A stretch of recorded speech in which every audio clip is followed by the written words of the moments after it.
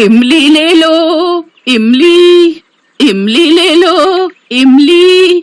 सरला एक 70 साल की बूढ़ी औरत थी जो अपना पेट पालने के लिए इस उम्र में भी काम कर रही थी। वो लोगों को आवाज दे देकर बुला रही थी, इमली ले लो, इमली। तभी वहाँ एक बड़ी सी गाड़ी आकर रुकी, जिसमें से एक आदमी अपनी गर्भवती पत्नी के साथ वहाँ आकर रुका।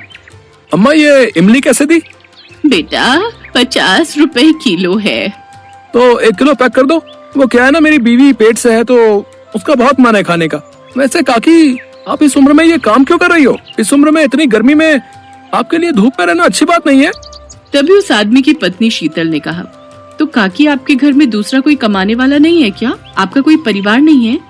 ये सुनते ही उस बूढ़ी औरत की आंखों से आंसू बहने लगे और उसे अपने पुराने दिन याद आने लगे। वो अपने बेटा बहू और पोता पोती के साथ रहती थी। सब कुछ बहुत अच्छे से चल रहा था। एक दिन, माँ, मैं और तारा जागरण में जा रहे हैं। आप गुनगुन और रोहन का ध्यान रखना। ठीक है बेटा। कुछ देर बाद, दादी माँ, देखो ना, गुनगुन रो रही है। शैतान, तूने ही इसे छेड़ा होगा। हाँ मेरी बच्ची। सरला ने बच्चों को किसी तरह बहलाकर लोरी सुनाकर सुला दिया। कुछ देर बाद किसी ने दरवाजा खटखटाया। उस आदमी ने जो सरला से कहा उसे सुनकर तो वो हैरान ही रह गई। नहीं, ऐसा नहीं हो सकता। हम आपकी भावनाओं को समझ सकते हैं माँ जी, लेकिन पंडाल में आग इतनी ज्यादा थी कि उन दोनों का बच पाना मुश्किल था। सरला पर तो जैसे दुखों का पहाड़ ही टूट पड़ा। हे ऊपर वाले, ये तूने क्या किया? तू मुझ बुढ़िया को ही ले जाता। भला मेरे जवान बेटे बहू को यूं ले जाने की क्या जरूरत थी? सरला ने किसी तरह खुद को संभाला। ऐसे ही कुछ दिन बीत गए। फिर सरला ने बच्चों की परवरिश के लिए इमली बेचना शुरू कर दिया। इमली ले लो, इमली, खट्टी खट्टी मजेदार इमली। सरला ने इसी तरह इमली बेच बेच कर उन दोनों बच्चों को पढ़ाया लिखाया और उनकी परवरिश करने लगी। अब दोनों ही बच्चे बड़े हो चुके थे और पढ़ लिख कर दोनों अच्छी नौकरी करने लगे और पैसे कमाने लगे। फिर एक रोज, दादी माँ, हमने वकील से कहकर माँ बाबा की जो गांव की जमीन है उसके पेपर मंगवाए हैं, जिसमें साफ साफ लिखा है कि उनके जाने के बाद उनकी जमीन पर हमारा हक है। इसलिए हम दोनों भाई बहन ने उसे आधा आधा बांट लिया है। अच्छी बात है बेटा, लेकिन क्या तुमने एक बार भी इस बुढ़िया से पूछना जरूरी नहीं समझा? जब आपका उनकी प्रॉपर्टी पर 2 कौड़ी का भी हक नहीं है, फिर आपका इस घर में क्या काम? और न ही हमें आपकी जरूरत है अब, इसलिए अब आप भी इस घर से निकल जाइए। ये तुम क्या कह रहे हो मेरे बच्चों? ए बुढ़िया, यूँ हमें इमोशनल ब्लैकमेल करने की कोशिश मत कर और अब निकल जा हमारे घर से। हाँ, नहीं तो धक्के मारकर हम तुम्हें निकाल देंगे।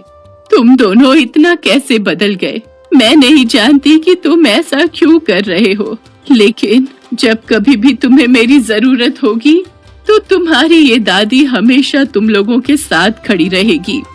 जिस उम्र में सरला को अपने पोते पोती की जरूरत थी, उसी उम्र में उन दोनों ने उस बूढ़ी औरत का साथ छोड़ दिया। बेचारी सरला टूटे हुए दिल के साथ एक भूसे की झोपड़ी बनाकर रहने लगी और अपना पेट पालने के लिए इमली बेचने लगी। क्या हुआ काकी? कुछ नहीं बेटा, कुछ यादें आंखों में उमड़ गई थी। लगता है आपके दिल में गहरी चोट लगी है। काकी, एक बात कहना चाहूंगा। आपके जैसे हर उस इंसान को मेरा सलाम है जो इस उम्र में भी खुद मेहनत करके अपना पेट पालते हैं।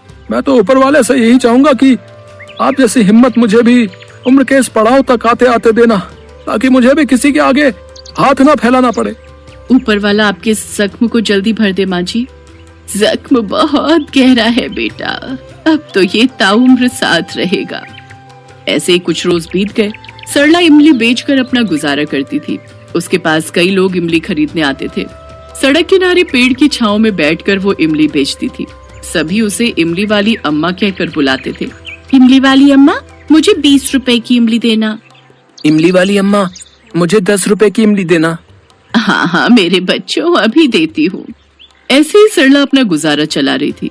फिर एक रोज उसने देखा एक लड़का रोड क्रॉस कर रहा था और सामने से एक ट्रक तेजी के साथ आ रहा था। तभी सरला ने उस लड़के को जोर का धक्का दिया और खुद उस ट्रक के नीचे आ गई। उस लड़के ने जैसे उस बूढ़ी औरत को देखा तो वो जोर जोर से रोने लगा। वो लड़का कोई और नहीं बल्कि सरला का पोता रोहन ही था। दादी, दादी, तुम्हारे माँ बाबा मुझे बुला रहे हैं। अब रोहन को अपनी गलती का एहसास हो चुका था, लेकिन अब बहुत देर हो चुकी थी। इमली वाली बूढ़ी अम्मा अब सदा सदा के लिए खामोश हो चुकी थी।